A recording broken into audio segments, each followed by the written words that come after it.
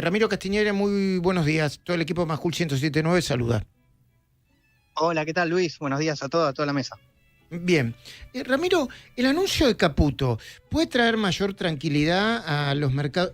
Bájame la cortina, por favor, Santi. A los mercados que estaban ciertamente convulsionados o demasiado volátiles durante los últimos días. Sí, despeja incertidumbre, ¿no? Si querés, parte de la letra chica se empieza a conocer, ahora ya se conoce, por ejemplo, el monto, y se conoce también muy claro los objetivos del acuerdo que lo expresó en su última columna de opinión el propio presidente. El objetivo es fortalecer el Banco Central, sanear el Banco Central. Recordemos que durante el 2024 se saneó el pasivo del Banco Central, ya no tiene el ELIX, por ejemplo, ya hay mucha menor cantidad de pesos en la economía. Y en el 2025 es fortalecer el activo del Banco Central, que son las reservas. Recordemos que pasó la langosta kirchnerista, no dejó absolutamente ningún dólar en el Banco Central, está literalmente quebrado, pese a que el Banco Central compró durante estos 15 meses 25.000 millones de dólares, no pudo acumular reservas porque tuvo que pagar la deuda pública que no tomó, y en consecuencia compraba un montón de dólares, pero no lograba acumularlos. Específicamente compró 25.000 millones de dólares y pagó 17.000 millones de dólares en deuda pública, después nuevamente por vencimientos que Milei no tomó. De hecho, fue Guzmán cuando renegoció la deuda y dejó todos los vencimientos para cuando ya no sea en gobierno, y bueno, eso ya...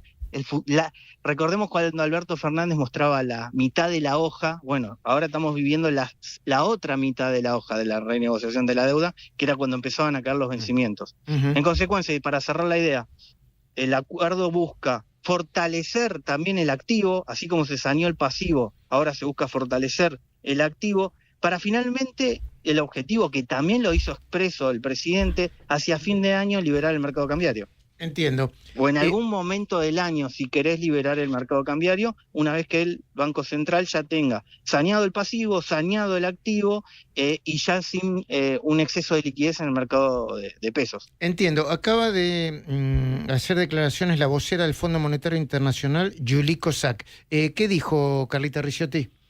Bueno, pensé que la tenías a mano, como sí, me lo sí, pasaste. sí. Bueno, la vocera del Fondo Monetario dijo recién que las conversaciones sobre el nuevo programa se encuentran en una etapa avanzada e incluyen conversaciones sobre el paquete financiero, el paquete de financiamiento considerable. El monto final del paquete será determinado por nuestro directorio ejecutivo. Evitaron dar especificaciones concretas sobre el monto que hoy adelantaba Caputo. Bueno, ahí está, en línea con lo que dice Caputo. Bueno, no dio precisiones.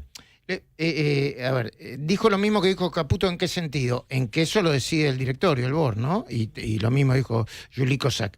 Ahora, creo que vale destacar una cuestión. Argentina es la primera vez que va a un acuerdo con el FMI ya con equilibrio en las cuentas públicas, ¿no? Es la primera vez que va a un acuerdo con el FMI con la economía creciendo al 5% interanual y muy posible al 7% ya para el segundo trimestre. Es decir, el rebote económico ya está lanzado, a punto tal que ahora cuando se empiecen a conocer los datos, ya los primeros datos de enero, febrero, están mostrando un crecimiento económico del 5% interanual.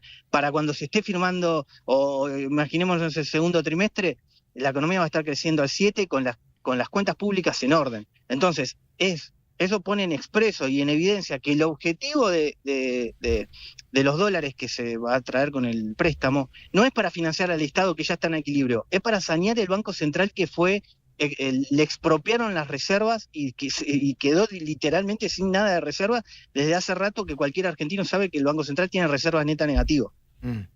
Ahora, Ramiro Castiñeira, ¿cuál es tu mirada sobre lo que está pasando en el mercado? Hay en el mercado gente honesta que está esperando que se tranquilice un poco la cosa para liquidar divisas, o que está especulando. Hay otra que apostó un dólar mucho más alto y quiere una devaluación porque de alguna manera se afectó su patrimonio, o su apuesta, o su timba.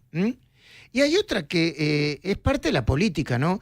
Yo veo que Cristina, cada vez que sale a hablar del tema del fondo para generar más ruido, o atacar personalmente al presidente para ocupar un rol más central desde el punto de vista político. ¿Todo eso lo analiza el mercado o separa lo que es lo económico y lo financiero de lo político?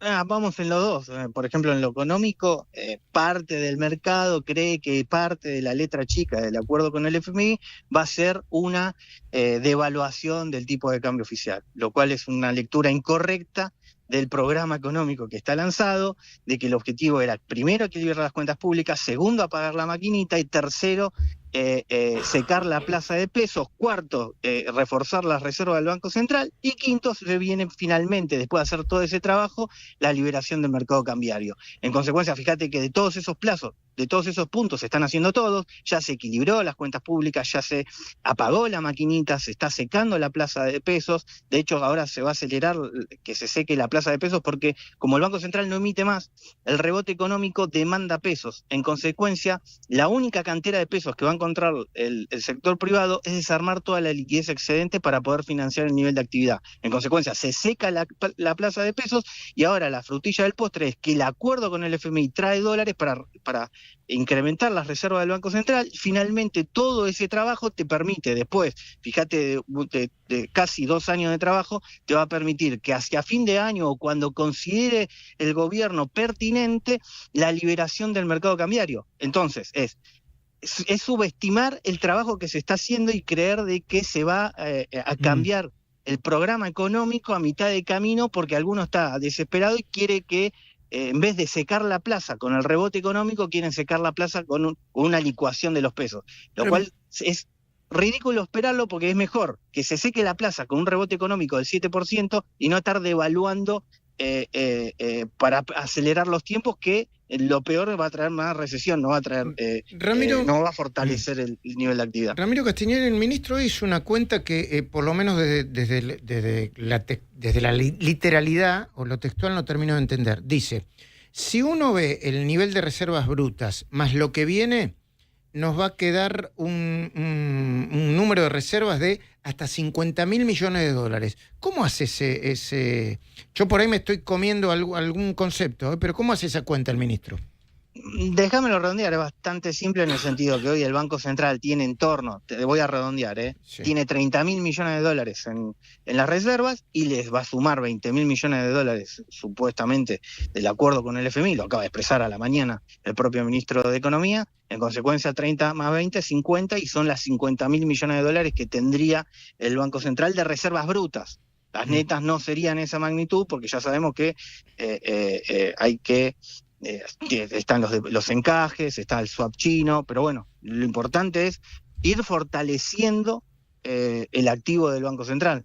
Y para recordar, durante lo que fue el kirchnerismo le fue sacando, expropiando todas las reservas al Banco Central de una manera bastante simple, que era, le enchufaba un bono, un título público, y le sacaba los dólares, ¿no?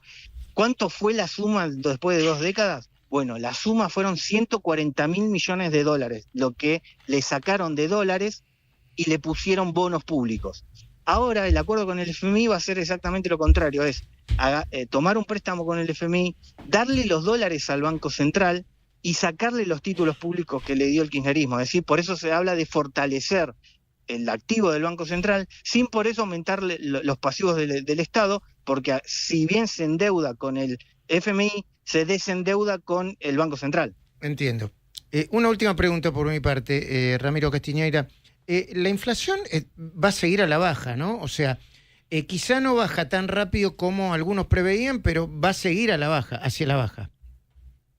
A ver, si sabemos que el Banco Central dejó de emitir, es decir, que ya tiene las cuentas públicas en orden y en consecuencia el Banco Central ya no tiene encima, si querés, la dominancia fiscal, lo que se dice conceptualmente, que la dominancia fiscal es cuando el Banco Central está dominado fiscalmente porque hay un gran déficit a financiar. Como ya no existe esa situación, ya dejó de emitir y en consecuencia se empiezan a estabilizar los precios. Venimos de un 25% mensual, ahora estamos en unos meses que está en torno al 2 y pico mensual, pero no tengas duda de que si el Banco Central cumple esa promesa de no emitir más y encima fortalece su activo, la inflación va a continuar a la baja y si querés, hacia fines del año que viene Argentina ya va a estar en un dígito de inflación anual como cualquier país civilizado, democrático y capitalista, y que no tiene un déficit fiscal de la magnitud, por ejemplo, hay que advertir esto. Alberto Fernández, con 15 puntos de déficit fiscal, tenía más déficit fiscal que Ucrania en plena guerra. Wow. O que Israel peleando contra el terrorismo. Sí, sí, sí. Entonces, para tener la idea de la magnitud de lo que fue el descalabro de las cuentas públicas durante la gestión de Alberto Fernández, que teníamos más déficit fiscal que un país en guerra o que un país peleando contra el terrorismo. Pero bueno, y por eso reventaron el Banco Central, porque era de tal tamaño el déficit fiscal que no solo llevaron la inflación con la emisión monetaria al 300%, sino que directamente se quebraron al Banco Central, reventando absolutamente todas las reservas, y hoy por eso Argentina está con reservas casi muy bajas, lamentablemente, pero bueno, fue producto de que pasó la langosta kirchnerista. Bueno, nos queda un par de minutitos antes de las noticias, pero te quiero preguntar, ¿por qué siguen tan caros sectores de la economía como la gastronomía, los autos, la ropa? Bueno, tan caros en dólares, Sí, vamos a lo que son, por ejemplo, los autos y la ropa en particular. Argentina tiene un nivel de protección exagerado al resto de los países de la región. Vos fíjate que el Mercosur ya de por sí es un bloque que intenta, no es que busca promover las exportaciones, sino por el contrario busca hacer un gran vivir con lo nuestro, pero si querés regional, y ponerle aranceles a absolutamente todas las importaciones. Sobre ese piso de aranceles que pone el Mercosur, Argentina le pone más ladrillos. A esa pared que es el Mercosur, para que no ingresen productos del exterior, del resto del mundo, y por lo tanto afectar los precios que llega el consumidor, sobre ese nivel de ladrillos, Argentina va y le pone más ladrillos. Entonces, por eso Argentina, aún estando dentro del Mercosur, tiene autos más caros que Brasil, tiene ropa más cara que Uruguay o Paraguay. Entonces, Argentina tiene que, de piso, desarmar todo lo que es los aranceles que tiene por encima del Mercosur y ponerse a la par que el resto del Mercosur, y después en el Mercosur hay que reformarlo por completo y dejar de ser una unión aduanera para salir directamente y usarlo como una plataforma que salga a exportar. Si no hace esa transformación, Argentina es preferible que salga del Mercosur y vaya por acuerdos bilaterales con el resto del mundo para ir al libre comercio. Y déjame resumir una idea muy simple. ¿Cómo no?